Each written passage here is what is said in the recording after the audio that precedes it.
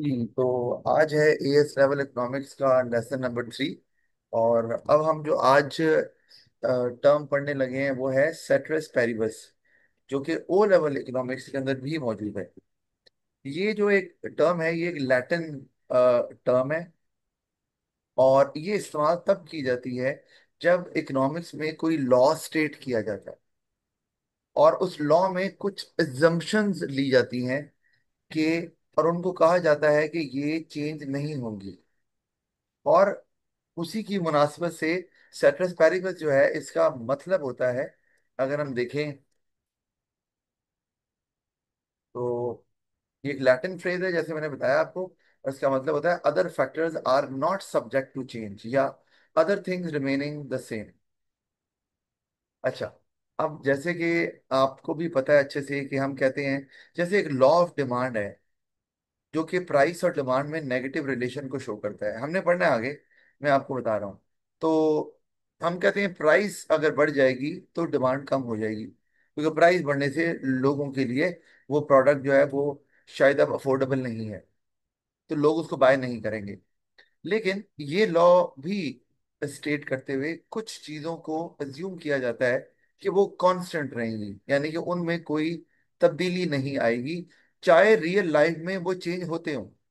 लेकिन हम अपने लॉ को ट्रू साबित करने के लिए कुछ अजम्पशन ले लेते हैं कि भाई ये फैक्टर्स हैं जो चेंज नहीं होंगे। तो हम उसके लिए सेट्रस पेरिबस का वर्ड इस्तेमाल करते हैं और वो लॉ का पार्ट भी होता है। यानी कि मैं आपको एक एग्जांपल पहले एक दे देता हूँ ताकि आपको क्लियर हो कि मैं लिखता हूँ कि यहाँ पर कि सेट्रस पेरिबस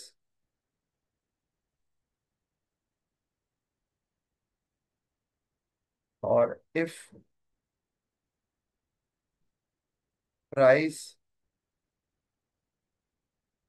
राइजेस,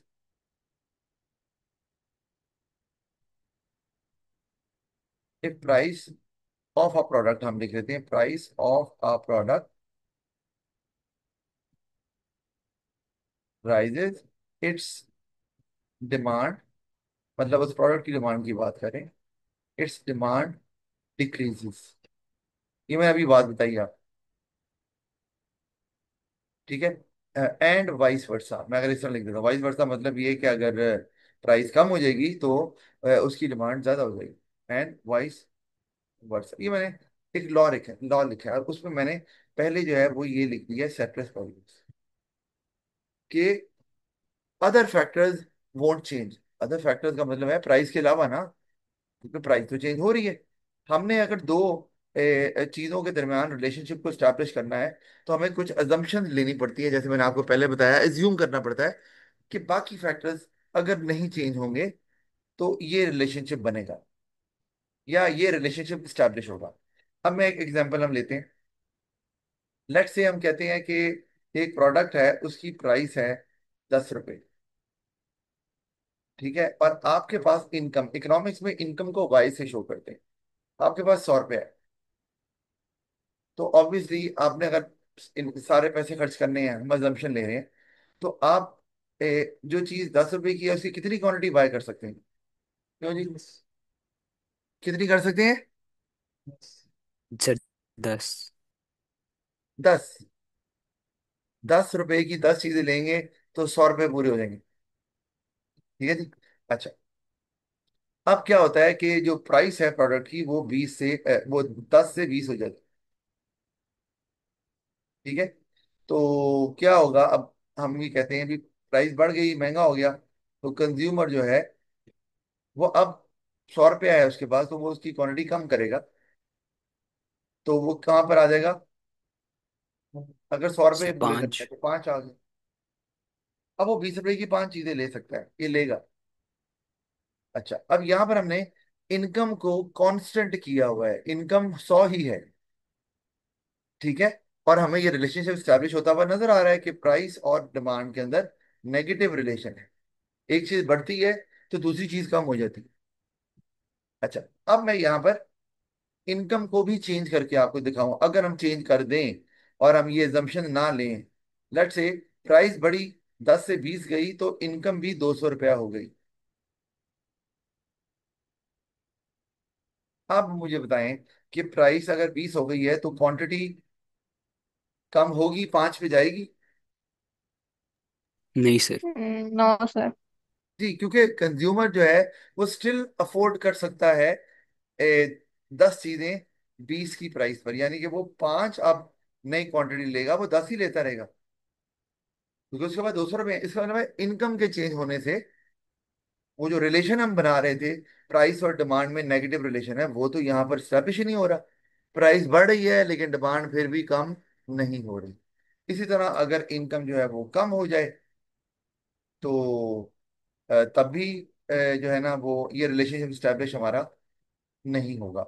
यानी कि अगर मैं कहता हूं कि जो प्राइस है वो 10 की जगह पर 5 हो गई, यहां पर ले लेता हूँ, प्राइस 5 हो गई, तो अब अगर 100 रुपया हो, अगर 100 रुपया हो तो कंज्यूमर तो 20 चीजें ले लेगा, 20 ले लेगा, मतलब प्राइस के फॉल करने से डिमांड बढ़ रही है, वो रिलेशन बन रहा है।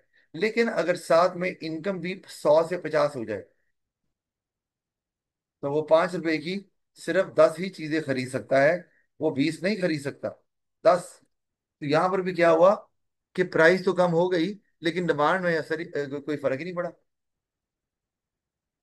तो इसीलिए हम सेट्रस पेरिबस का वर्ड इस्तेमाल करते हैं, जिसमें हम ये कहते हैं कि other factors won't change, other things remaining the same. किस लिए? कि हम लॉ में जो रिलेशनशिप स्टैब्लिश करने की कोशिश कर रहे हैं दो वेरिएबल्स के दरमियान, वो तभी ट्रू होगा जब बाकी फैक्टर्स कांस्टेंट होंगे। अभी यहां मैंने सिर्फ एक फैक्टर लिया है, इनकम, और भी बहुत से फैक्टर्स हैं, इसलिए यहां पर वर्ड अदर फैक्टर नहीं है, क्या है? Other factors. कि इनके अलावा, प्राइस और डिमांड के अलावा जितने भी फैक्टर्स हैं वो चेंज नहीं होंगे, तो फिर ये जो रिलेशनशिप है ये स्टैब्लिश हो जाएगी हमारा यहाँ। अच्छा, तो और मैंने वेरिएबल्स का वर्ड इस्तेमाल किया, तो ये बताता चलूं यहाँ पर, जैसे हमने यहाँ पर दो वेरिएबल लिए हैं ना, प्राइस और क्वांटिटी, एक प्राइस ली हुई है और क्वांटिटी, और उनके दरमियान रिलेशनशिप को स्टैब्लिश किया। तो वेरिएबल कहते किसको हैं इकोनॉमिक्स में? वेरिएबल होता है anything which can have more than one value. Paper में तो नहीं आएगा लेकिन आपको पता तो होना चाहिए। Anything that can have more than one value. तो प्राइस की वैल्यूज होती है ना, 10, 20, 5 हो रही है ना, क्वांटिटी की भी हो सकती है, डिमांड बढ़ गई, कम हो गई, तो एक से ज्यादा वैल्यू नजर आ रही है। और नजर आ रहा है कि, और दूसरी चीज, वेरिएबल वो चीज होती है जो चेंज होता है। कोई भी चीज जो चेंज होती है वो वेरिएबल है। तो प्राइस और क्वांटिटी चूंकि यहाँ पर चेंज हो रहे हैं तो ये वेरिएबल है। ठीक है, और उन्हीं दोनों के दरमियान आप रिलेशनशिप को स्टैब्लिश कर रहे हैं। जब आप कोई ग्राफ बनाते हैं ना, कोई भी डायग्राम बनाते हैं, तो आप उसमें जब कर्व ड्रॉ करते हैं तो कुछ कोई आइटम वाई एक्सिस पे लेते हैं, कोई आइटम एक्स एक्सिस पे लेते हैं। तो उन दोनों आइटम्स को जो आप लेते हैं एक्स एक्सिस और वाई एक्सिस पे, उनको वेरिएबल कहा जाता है, क्योंकि आप उन दोनों में चेंज दिखा रहे हैं उस डायग्राम की मदद से, उस कर्व की मदद से, कि इनके दरमियान पॉजिटिव रिलेशन नजर आ रहा है या नेगेटिव रिलेशन नजर आ रहा है जब भी वो चेंज होते हैं तो। अच्छा, तो ये तो हो गया हमें क्लियर, ये तो कोई इतनी मुश्किल चीज नहीं है। अच्छा, आगे चलते हैं। तो आगे की वही चीज मैंने लिखी हुई है। अच्छा, 1 मिनट मैं इसको जरा रब कर देता हूँ, नीचे वाला।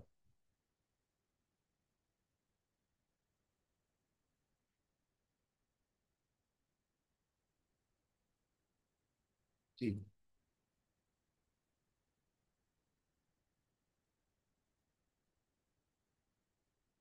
अच्छा जी,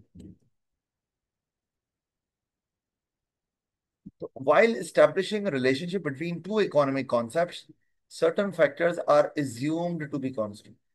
अब प्राइस भी एक इकोनॉमिक कॉन्सेप्ट है। प्राइस का मतलब क्या होता है?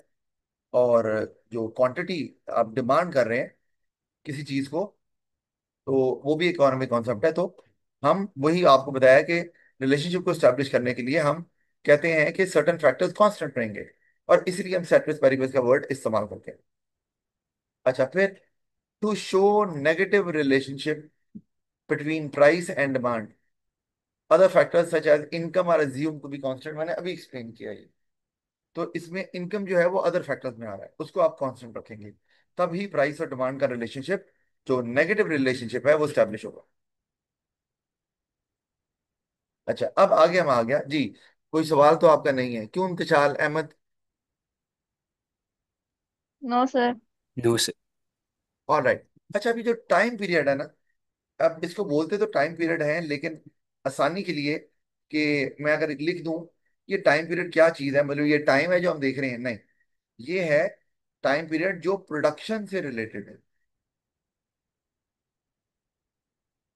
इस कॉन्सेप्ट का ताल्लुक प्रोडक्शन के साथ है, आउटपुट के साथ। अच्छा, अब टाइम पीरियड कई तरह का हो सकता है। प्रोडक्शन टाइम पीरियड, सबसे पहले शॉर्ट रन, ये टाइम पीरियड बोलते हैं। वन, उसमें क्या होता है, कैसे पहचाना जाता है? वन फैक्टर इज वेरिएबल, और वन और अदर फैक्टर्स आर फिक्स्ड। यानी कि उसमें ये कौन से फैक्टर्स की बात हो रही है? ये वही जो फैक्टर्स प्रोडक्शन में इस्तेमाल होते हैं।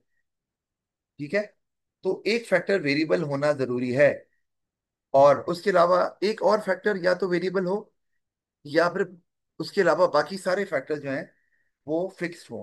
अच्छा, मैं इसकी एग्जांपल आपको देता हूँ। वेरिएबल कह रहा हूँ, एक फैक्टर वेरिएबल हो और कम से कम एक फैक्टर फिक्स जरूर हो, या बाकी सारे फैक्टर्स फिक्स्ड हो। मतलब कहने का ये कि अगर मैं यहाँ पे लेता हूँ लैंड और लेबर, फिर मैं कैपिटल ले लेता हूँ और एंटरप्राइज।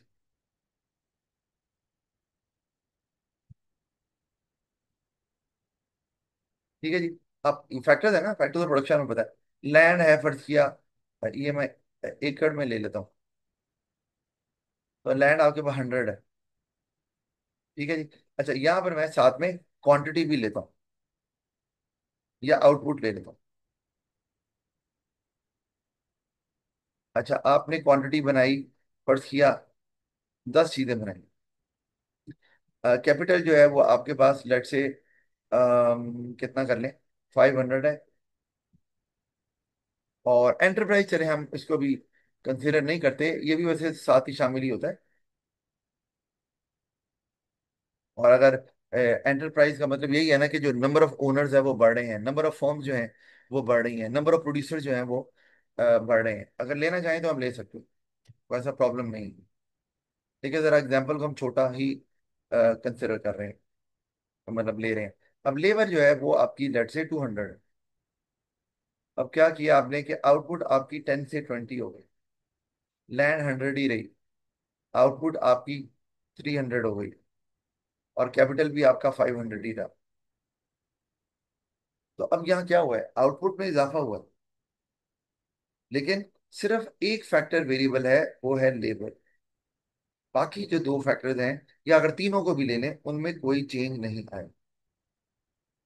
तो हम इसको, इस टाइम पीरियड को शॉर्ट रन बोले। पर आप इसमें प्रोडक्शन में इजाफा तो हो सकता है इस तरह से, लेकिन एक हद तक होगा, उसके बाद नहीं होगा। इसलिए मैंने आगे क्या लिखा हुआ है, limited increase in production possible. और उसकी एग्जांपल ऐसे है कि लेट से ये एक फैक्ट्री है।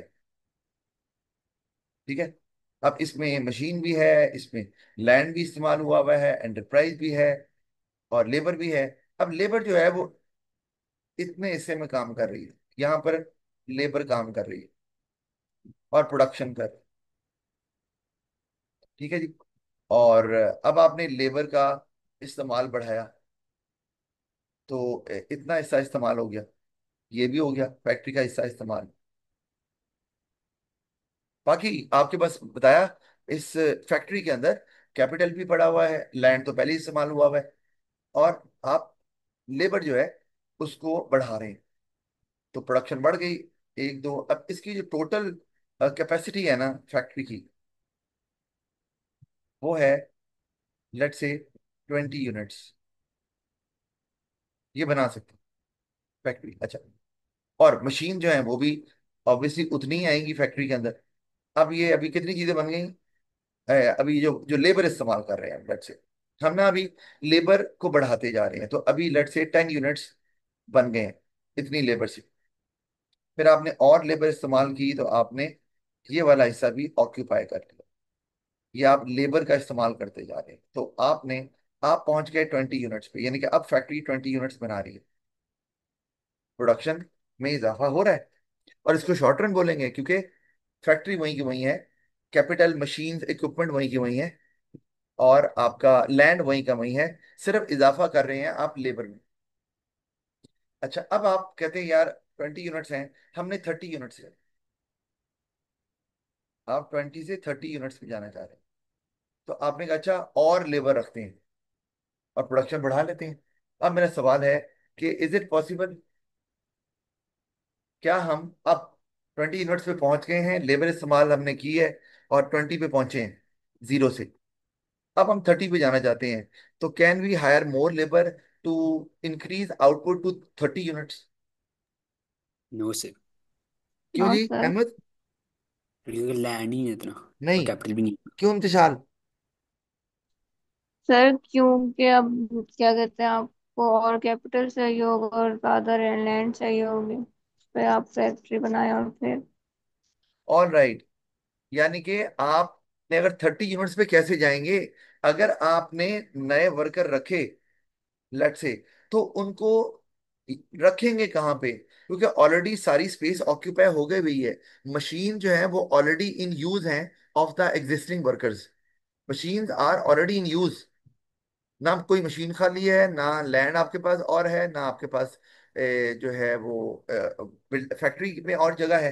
तो इसका मतलब है शॉर्ट रन में आप एक हद तक प्रोडक्शन बढ़ा सकते हैं, और वो बहुत लिमिटेड हद तक हो सकता है, उसके बाद मजीद प्रोडक्शन में इजाफा नहीं हो सकता। अब आपको क्या करना पड़ेगा अगर आप 30 यूनिट्स पे जाना चाहते हैं? तो भाई आपको एक अलहदा बिल्डिंग लेनी पड़ेगी, एक एक्स्ट्रा बिल्डिंग आपको लेनी पड़ेगी प्रोडक्शन करने के लिए।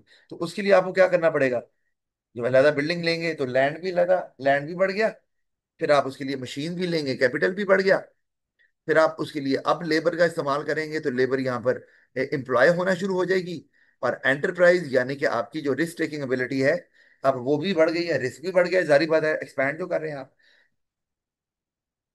तो इसका मतलब है आपकी जो ऑर्गेनाइजेशन की एबिलिटी है वो भी अब ज्यादा बढ़ेगी, क्योंकि आपको अब ज्यादा रिसोर्सेज को मैनेज करना है।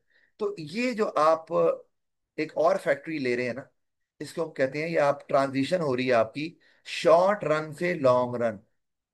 आप पहले शॉर्ट रन में थे यहाँ पर, लेकिन जैसे ही आपने अपने बाकी फैक्टर्स को भी वेरिएबल कर दिया, अभी सिर्फ लेबर थी, तो आप यहां से शॉर्ट से लॉन्ग रन में चले गए, और लॉन्ग रन में आप प्रोडक्शन की कैपेसिटी को बहुत ज्यादा बढ़ा सकते हैं। अच्छा, अब इसकी हम नीचे देख लेते हैं।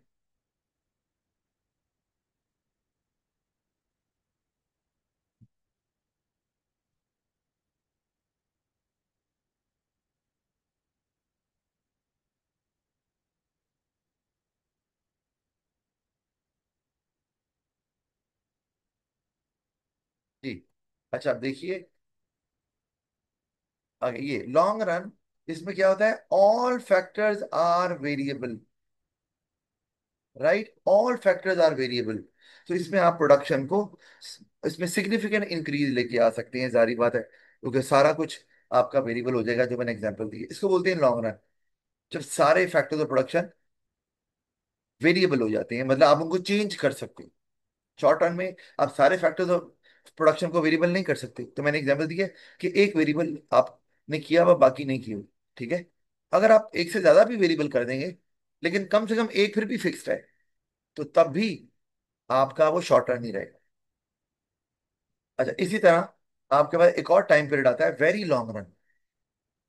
अब इसमें क्या है कि मैंने लिखा हुआ है all factors are variable including the factors beyond the control of the business, यानी कि ये फैक्टर्स भी प्रोडक्शन में प्रोडक्शन को अफेक्ट करते हैं। लेकिन अभी तक जो फैक्टरी एंड फैक्टर्स की हम बात कर रहे थे, वो ओनर के कंट्रोल में थे, मतलब लैंड ज्यादा लेना चाहता है तो ले सकता है, कम करना चाहता है कम कर दे, इसी तरह लेबर, कैपिटल, एंटरप्राइज। लेकिन अब जो फैक्टर्स हैं, ये बिजनेस के कंट्रोल में नहीं है, लेकिन अगर ये भी वेरिएबल होंगे तो हम वेरी लॉन्ग रन में होंगे। और उसमें कौन से फैक्टर्स हमें नजर आ रहे हैं? एक है टेक्नोलॉजी, क्या टेक्नोलॉजी पे आपका कंट्रोल हो सकता है?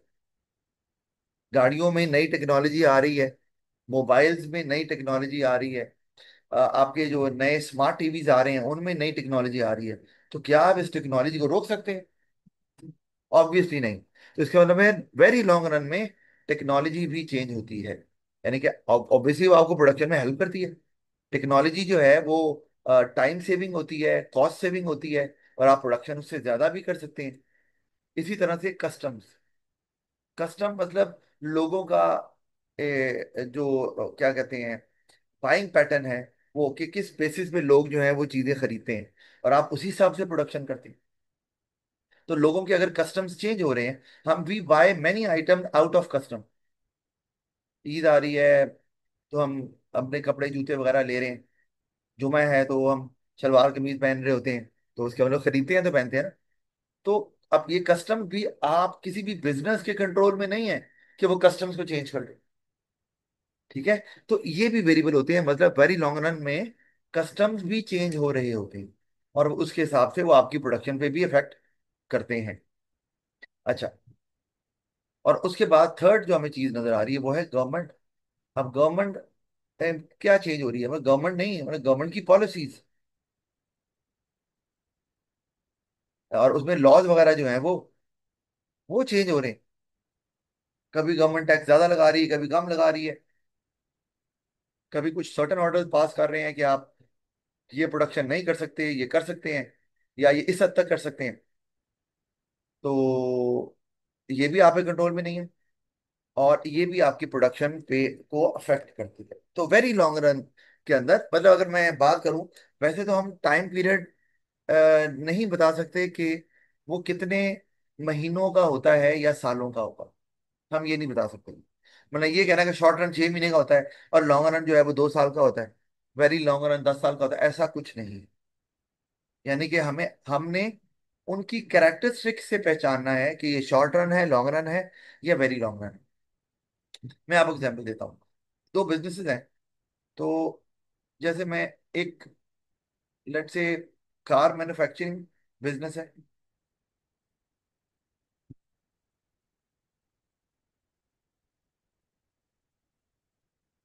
कार मैन्युफैक्चरिंग बिजनेस है, और एक तरफ है आपका एक ग्रोसरी स्टोर।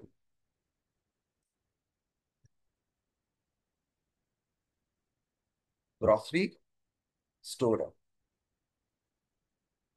अब ये भी जारी बात है, चलो सर्विसेज तो दे ही रहे हैं। अब कार मैन्युफैक्चरिंग शॉर्ट रन में काम कर रही है, और उसमें एक फैक्टर आपका वेरिएबल अगर है और बाकी कांस्टेंट है, ग्रोसरी स्टोर में भी आप वर्कर ज्यादा यूज कर रहे हैं अगर। अब ग्रोसरी स्टोर में अगर शॉर्ट रन से लॉन्ग रन में जाना है, तो उनके लिए कोई इतना मसला नहीं है, उन्होंने एक और दुकान किराए पे लेनी है, सामान डालना है, और काम शुरू, और वर्कर रख लिए, काम शुरू हो गया। ठीक है। तो ग्रोसरी स्टोर ने अगर अपना स्केल बढ़ाना है, तो वो शायद 2 दिन में कर ले। एक और दुकान लेकर करना कुछ भी नहीं ना, सामान लेकर इस दुकान पे रखा, एक नई दुकान पे, या साथ वाली कोई दुकान ली जो भी है किराए पे। लेकिन अगर कार मैन्युफैक्चरिंग की बात करें, तो वहां पर आपने एक फैक्ट्री लेनी है, चाहे वो किराए पे ही हो, फिर आपने इक्विपमेंट बाय करनी है, फिर लेबर आपने रखनी है, उसको ट्रेन करना है। तो इनका तो शॉर्ट रन चलो 2 दिन का है, इनका जो शॉर्ट रन है वो शायद 6 महीने का हो, क्योंकि लॉन्ग रन में ये जा नहीं पा रहे ना 6 महीने के अंदर। लॉन्ग रन में तो तब जाएंगे जब सारे फैक्टर्स को वेरिएबल करके प्रोडक्शन कर पाएंगे। और अगर आपने फैक्ट्री भी, तो 6 महीने का भी हो सकता है, ये साल का भी हो सकता है। इसका मतलब है शॉर्ट रन जो है वो इंडस्ट्री टू इंडस्ट्री वेरी करता है, डिपेंड करता है कौन सा बिजनेस कितनी जल्दी अपने फैक्टर्स को वेरिएबल कर सकता है। इसलिए हम टाइम पीरियड नहीं बताते शॉर्ट रन के अंदर या लॉन्ग रन के अंदर। हम कैरेक्टरिस्टिक्स को देखकर जज करते हैं कि ये शॉर्ट रन है या लॉन्ग रन है। और इसी तरह वेरी लॉन्ग रन, ऑब्वियसली आपको पता है, हर रोज तो टेक्नोलॉजी चेंज नहीं होती, हर रोज तो कस्टम चेंज नहीं होता, हर रोज तो गवर्नमेंट की पॉलिसीज चेंज नहीं होती। Obviously it takes time. हम टाइम नहीं यहाँ पर भी बताएंगे, लेकिन ऑब्वियसली ये एक काफी लंबा अरसा होता है जिसमें जाके ये चीजें चेंज हो रही होती। मतलब अगर सेल फोन भी कहें, तो सेल फोन में भी अब, सेल फोन में टेक्नोलॉजी बहुत तेजी से चेंज होती है, लेकिन उसमें ये थोड़ी है कि हर हफ्ते बाद या 2 हफ्ते बाद या 6 महीने बाद आप टेक्नोलॉजी चेंज हो रही है। या लोगों की कस्टम्स चेंज हो रही है या गवर्नमेंट की पॉलिसी चेंज हो रही है, नहीं होता। ठीक है। तो वेरी लॉन्ग रन में जो फैक्टर्स बिजनेस के कंट्रोल में है वो तो वेरिएबल होते ही हैं, लैंड, लेबर, कैपिटल, एंटरप्राइज। वो फैक्टर्स भी जो बिजनेस के कंट्रोल में नहीं होते और लेकिन जो प्रोडक्शन को अफेक्ट करते हैं, वो भी आपके वेरिएबल हो जाते हैं। मैंने आपको डिटेल में समझा दिया है। पेपर में सवाल आए तो आप कर लें। क्यों जी, कुछ सवाल है आपका? है? No sir. नहीं सर। नहीं है? अच्छा जी, चलिए जी आगे चलते हैं। आगे आगे हमारे पास अब फैक्टर्स ऑफ प्रोडक्शन। ये तो आपसे वाकिफ ही हैं, अभी हमने बात की है। वो फैक्टर्स जो प्रोडक्शन में हेल्प करते हैं या प्रोडक्शन प्रोसेस में यूज होते हैं। लैंड है, उसको नेचुरल रिसोर्स बोला जाता है। और लैंड में क्या कुछ आता है? क्यों जी, लैंड में क्या आता है जी? तो अच्छा, कोल आता है। और अच्छा ठीक है। Sir sir iron. क्या है? लैंड माइंस वगैरह, जैसे गोल्ड की माइंस माइंस, होती है। अच्छा। माइंस तो चलो ठीक है, चले मान लेते हैं माइंस को भी। क्यों जी, अहमद क्या है और? Sir forest. हैं जी? फॉरेस्ट। फॉरेस्ट वुड वगैरह, की। चलें ठीक है। जितने भी नेचुरल सोर्सेज हैं वो इसमें आ जाते हैं। सी और फॉरेस्ट वगैरह भी आ जाते हैं। ठीक हो गया, ये आपको पता है। और लेबर, उसको ह्यूमन रिसोर्स बोला जाता है। और लेबर क्या होती है जी? क्यों जी, क्या है लेबर? Sir workers managers. हैं जी? वर्कर्स और जो मैनेजर्स। वर्कर्स एफर्ट करते हैं चीज जी, बनाने के लिए, उसको ओके। कहेंगे। वर्कर्स एफर्ट करते हैं, वर्कर्स नहीं होते। लेबर वर्कर नहीं होते। वो जब वर्कर्स बोल रहे हैं तो वो लेबरर्स होते हैं। तो लेबर वो एफर्ट है जो कि वर्कर्स पुट अप करते हैं। जैसे मैं अभी लेबर हूं ना, माना कि मेरी फिजिकल एफर्ट तो नहीं लग रही, मैं बैठा हूँ एक जगह पे, लेकिन मेंटल एफर्ट लग रही है, तो लेबर है। चाहे फिजिकल एफर्ट हो या मेंटल एफर्ट हो, that is part of labour. लेकिन वो प्रोडक्शन में इस्तेमाल होनी चाहिए, ये जरूरी है। आप मोबाइल पे बैठ के गेम खेल रहे हो या सोशल मीडिया इस्तेमाल कर रहे हो, मेंटल एफर्ट तो वहां भी लग रही है आपकी, लेकिन वो लेबर नहीं है। क्यों बोला? एफर्ट तो वहां भी हो रही है, तो लेबर क्यों नहीं है? सर ये पैसे नहीं बना रहे। हाँ सर जी। क्योंकि कुछ बन नहीं रहा उससे, जी, कोई चीज प्रोड्यूस नहीं हो मोबाइल रही। से, मोबाइल पे आप सोशल मीडिया इस्तेमाल कर रहे हैं, रील्स देख रहे हैं, एफर्ट लग रही है लेकिन प्रोड्यूस कुछ नहीं हो रहा। तो वो वाली ह्यूमन एफर्ट जिससे कुछ प्रोडक्शन हो, जो प्रोडक्शन में हेल्प करे, सिर्फ उसी को लेबर बोलेंगे। तो अभी my mental effort is helping to produce services of a teacher. तो सर्विसेज प्रोड्यूस हो रही हैं, लेबर है, ठीक हो गया। कैपिटल मैन मेड रिसोर्स है। कैपिटल एक मैन मेड रिसोर्स है, इंसान ने जो बनाया। लेकिन इंसान ने तो बड़ा कुछ बनाया है। इंसान ने तो घर भी बनाया है, इंसान ने तो गाड़ी भी बनाई है। लेकिन वही बात कि कौन सा मैन मेड आइटम जो प्रोडक्शन में इस्तेमाल होता है। तो गाड़ी आपकी कैपिटल नहीं होगी जब तक कि उस गाड़ी से प्रोडक्शन में हेल्प ना मिले। आप if you are using a vehicle to transport goods from one place to another, और you are taking a passenger from one place to another, you are giving taxi service, तो फिर वो vehicle part of capital होगी। आपका घर है तो घर मैनमेड होगा, प्रोडक्शन थोड़ी ना कर रहे हैं यहाँ पर, कैपिटल नहीं है। हाँ, फैक्ट्री होगी तो उसमें प्रोडक्शन होगी, वो कैपिटल होगा। बिल्कुल सही है। अच्छा, अब सवाल है मेरा एक और कि कैपिटल जो भी मैनमेड आइटम है जो प्रोडक्शन में इस्तेमाल हो रही है, तो अब मेरा सवाल है कि जो मनी है, फाइनेंस, वो मैन मेड है और वो प्रोडक्शन में इस्तेमाल होता तो है। हाँ, आपके पास घर में पैसे पड़े हुए हैं, आप उससे कोई भी लॉलीपॉप, आइसक्रीम वगैरह ले रहे हैं, ऑब्वियसली वो तो नहीं होगा। लेकिन वो पैसा जो ओनर लगाता है बिजनेस में, तो क्या वो कैपिटल का पार्ट नहीं होना चाहिए? होगा सर। होगा। नहीं सर, वो रॉ मटेरियल्स बाय करने के लिए इस्तेमाल होगा। अहमद क्या कह रहे हो? वो रॉ मटेरियल्स बाय करने के लिए इस्तेमाल होगा। सही। तो जो मनी है वो भी कैपिटल का पार्ट होगा, जो कि आंसर सर नहीं। बिल्कुल गलत नहीं है। होगा। आप तीनों का ही आंसर गलत है असल में। इसलिए मैंने बात की है इसके ऊपर, और पेपर में सवाल भी आता है इसलिए। हम पढ़ रहे हैं इकोनॉमिक्स। इकोनॉमिक्स, इकोनॉमिक्स में या जो इकोनॉमिस्ट हैं वो कहते हैं money is not part of capital, उसका रीजन देते हैं। वो कहते हैं कैपिटल वो वाला मैन मेड रिसोर्स होता है जो प्रोडक्शन में डायरेक्टली इस्तेमाल होता है।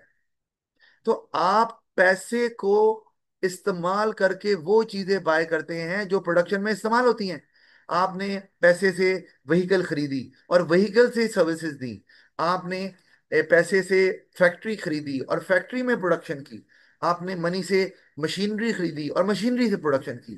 तो चूंकि मनी डायरेक्टली किसी भी तरह से प्रोडक्शन में इस्तेमाल नहीं हो सकता, तो इसीलिए वो पार्ट ऑफ कैपिटल नहीं है। वो कोई चीज गुड्स या सर्विस प्रोड्यूस नहीं कर सकता to satisfy human needs and wants. मैंने ना एक मूवी देखी थी, तो उसमें ना एक छोटा सा प्लेन होता है, वो क्रैश हो जाता है, उसमें दो लड़के और एक लड़की होती है। अब वो एक जगह पे क्रैश होता है वो, लेकिन ये कि उसमें वो लड़की सरवाइव कर जाती है। और एक बैग होता है, वो वहां से एरोप्लेन पे से निकाल लेती है और बाहर आ जाती है किसी तरह से। और वो जब बैग खोलती है तो देखती है उसमें पैसे ही पैसे होते हैं। तो वो बहुत खुश होती है पैसे देखकर। तो और फिर इर्द गिर्द देखती है तो उसे नजर आता है कि वो बिल्कुल she is in the middle of the jungle.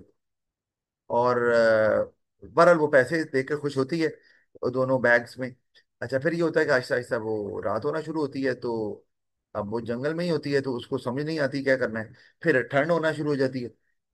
अब उसे भूख भी लग रही होती है, उसको सर्दी भी लग रही होती है। इसका मतलब है there are certain needs which are there, लेकिन कोई चीज नहीं है जिससे उसको सेटिस्फाई किया जा सके। तो वो जो पैसे होते हैं उसके पास पड़े हुए बैग भर के, वो क्या करती है, वो उनको खोलती है और उनको किसी तरह से आग लगाती है। क्यों आग लगाती है? ताकि सर्दी से बच सके। तो वो यानी कि पैसे तो परचेज करने के लिए इस्तेमाल होते हैं। तो इसका मतलब ये है कि उसको वहां हीट चाहिए थी, और वो पैसे तो उस तरह से हीट आपको, और वो जल्दी से क्या कहते हैं, वो आग बुझ गई, या वो चूंकि वो फॉरेस्ट था, बारिश भी हो रही थी, जो भी है, तो वहां पर यानी कि पैसे जिस पर्पस के लिए इस्तेमाल होते हैं उस पर्पस के लिए इस्तेमाल किए ही नहीं गए, उसको तो आग लगाने के लिए इस्तेमाल किया। तो इसीलिए आप प्रोडक्शन में आग लगाने के लिए तो पैसे इस्तेमाल नहीं करते ना। तो इसका मतलब है अगर आप पैसों को आग नहीं लगा रहे, तो पैसे डायरेक्टली आपके, डायरेक्टली बात कर रहा हूं, डायरेक्टली आपकी किसी नीड और वांट को पूरा नहीं करते, उसको भी आगे लगाने पड़ गई आखिर में। तो इसीलिए आपने याद रखना, इकोनॉमिक्स में मनी या फाइनेंस पार्ट ऑफ कैपिटल नहीं होता। अच्छा, और लास्ट चीज जो हमारे पास है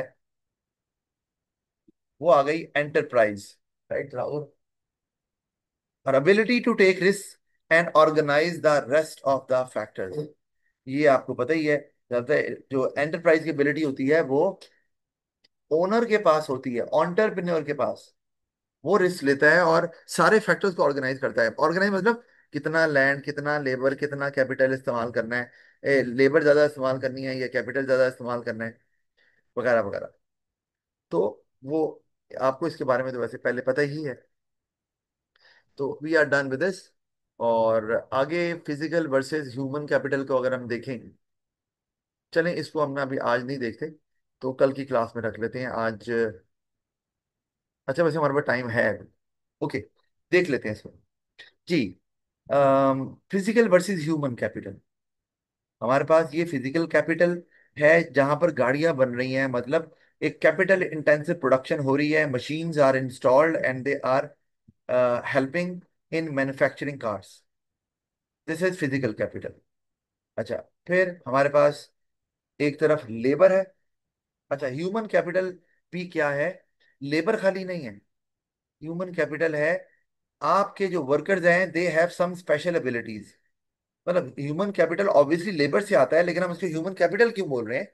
हम ये उसमें देखें क्या है, आपकी लेबर है, उसका वर्क एक्सपीरियंस आपके जो बाकी बिजनेसेस में वर्कर्स काम करते हैं उनसे बहुत ज्यादा है। उनकी पर्सनैलिटी बहुत बहुत ग्रूम्ड है, प्लीजिंग है। तो they find it easier to entertain customers. Let's say if you are in a service business and you deal clients or customers in a restaurant, तो आपकी पर्सनैलिटी अगर प्लीजिंग है और ग्रूम्ड है, तो ऑब्वियसली आप वर्कर्स को ज्यादा सेटिस्फाई कर सकते हैं, बाकी रेस्टोरेंट वाले उस तरह से नहीं कर पा रहे।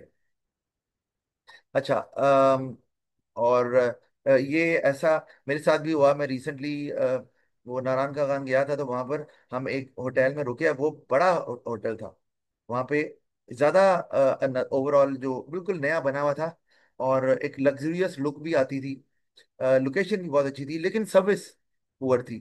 मतलब उनका स्टाफ उतना पोलाइट नहीं था, थोड़ा सा आर्गू करता था, और साथ में जो उनको कहा जाता था सर्विस देने के लिए उसको डिले करते थे। लेकिन जगह नहीं थी, बिल्कुल साफ सुथरी, और लोकेशन भी जबरदस्त, रश भी नहीं। लेकिन हमने after 2 days we move from there to another place जो कि उससे छोटी थी, और पैसे उतने ही थे। लेकिन क्यों गए? वहां का स्टाफ बहुत हम्बल पोलाइट, और आपको रात को फर्ज किया कोई चीज चाहिए आपको, तो फौरी तौर पर वो आपको प्रोवाइड करके देते थे। तो इसका मतलब है कि वो जो दूसरे वाला होटल था, वहां पर आप जो आपका जो वर्क एक्सपीरियंस है वो ज्यादा अच्छा था, या उनकी जो एजुकेशन एंड ट्रेनिंग है वो ज्यादा अच्छी हुई हुई थी। तो ये एक बिजनेस का एसेट होता है, और इसकी बेसिस पे आप अपने क्लाइंट्स को ज्यादा बेहतर तरीके से एंटरटेन कर सकते हैं, और इसी को हम ह्यूमन कैपिटल बोलते हैं। तो उनकी पर्सनैलिटी, फिर लॉयल्टी टू द कंपनी, कि वो आपको छोड़ के नहीं जाते। बाकी बिजनेसेस में बार बार वर्कर छोड़ के जा रहे हैं, नहीं रख रहे हैं, फिर उनको आप ट्रेन कर रहे हैं, पता नहीं ट्रेनिंग मिलती है नहीं मिलती। और आपको पता है, वंस गुड वर्कर्स लीव, तो you might not get the same workers having the same ability, वो आपको नहीं मिलते। इंटेलिजेंस एंड इमोशनल इंटेलिजेंस, बार इस पे मैं ज्यादा बात नहीं करता, क्योंकि ये टॉपिक इकोनॉमिक्स का है नहीं। इंटेलिजेंस हम कह सकते हैं, ठीक है, कि इंटेलिजेंस मतलब ये कि they understand the situation very quickly, और वो उसके हिसाब से फिर रिएक्ट करते हैं। कि अगर there is a customer who is annoyed with the service, तो चाहे उसमें गलती कस्टमर की है, लेकिन ऑन द स्पॉट अगर आप भी आर्गू करना शुरू कर देंगे, तो it will hurt your reputation. तो आप कस्टमर को कूल डाउन करने की कोशिश करते हैं, you do not become hyper as an employ, और बाद में जाकर उसको बताते हैं कि sir mistake was on your part. उस वक्त हीट ऑफ द मोमेंट में कुछ नहीं कहते। तो ये जो है, that obviously would leave a good impression. और कस्टमर कहेगा नहीं यार, गलती भी मेरी थी, गुस्सा भी मैं कर रहा था, फिर भी उन्होंने कोई ऐसा रूड बिहेवियर नहीं दिया, तो वो कस्टमर बार बार आएगा आपके पास। अच्छा, फिर हेल्थ भी इंपॉर्टेंट है, क्योंकि एम्प्लॉय बीमार हो रहे हैं तो छुट्टियां कर रहे हैं ना। और अगर छुट्टियां नहीं भी कर रहे हैं, तो they are not able to provide the service with zest and zeal, या विद फुल ऑफ एनर्जी, नहीं कर पा रहे। फिर हार्ड एंड सॉफ्ट स्किल्स और भी और तरह की, तो ये सब आपके एम्प्लॉयज के अंदर ये करेक्टरिस्टिक्स अगर हैं, तो हम कहेंगे आपका, आपके पास ह्यूमन कैपिटल है, because it actually makes you distinguished from other businesses. तो इसलिए मैंने ये लेबर में कवर नहीं किया। अच्छा, तो ये ह्यूमन कैपिटल, एक और भी टर्म हम बात कर सकते हैं, लेकिन उसके लिए मैंने आपको कहा, अगर ये फाइनेंस बात बोल देते हैं इकोनॉमिक्स में, फाइनेंशियल बात कैपिटल भी बोल देते हैं, लेकिन ऑब्वियसली ये फाइनेंस से रिलेटेड है, और ये डायरेक्ट प्रोडक्शन में इसको कंसिडर नहीं किया जाता। इसको ना फाइनेंशियल रिसोर्सेज या फाइनेंशियल कैपिटल का नाम दे सकते हैं, लेकिन अगर जनरल जब हम कैपिटल बोलते हैं तो उसमें ये नहीं कंसिडर किया जाता। अच्छा, और इकोनॉमिक्स में चूंकि बिजनेस की बात करूं, तो उसमें ये आता है, इकोनॉमिक्स में ये नहीं आता। अच्छा,